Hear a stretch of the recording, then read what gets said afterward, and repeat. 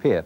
But another and British mainstream movie in the festival is Defence of the Realm, directed by David Drury and starring Greta Scacchi, Denham Elliott and Gabriel Byrne as a newspaper reporter investigating a sex scandal involving a Labour MP.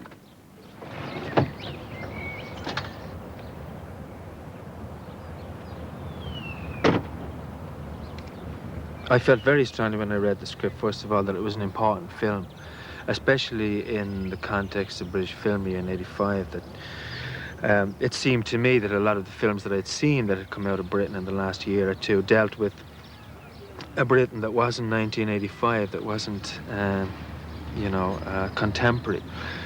They seemed to me, a great deal of them, to deal with the nostalgic past. At the moment, it's very hard to make risk-taking movies in Britain, and this certainly is one.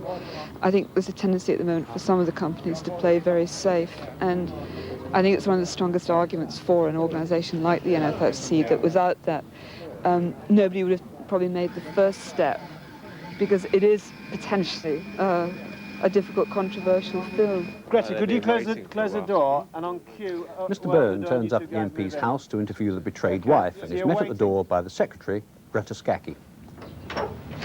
Mrs. Markham? No. Oh. I just wanted to talk to Mrs. Markham for a few minutes. Mrs. Markham is not available for comment. I just want to find out if she's spoken to her husband lately. I should move if I were you. I'll tell you what. Give us 5 minutes and we'll get you out of here before the rest of the pack arrive, okay? Do you mind? Thank you. I used to believe what I read about people in the paper. In fact, it's not true. When you start seeing articles written about yourself and quotes that you know you never would have said and you would never have put something in words like that, then you wonder how much you can believe.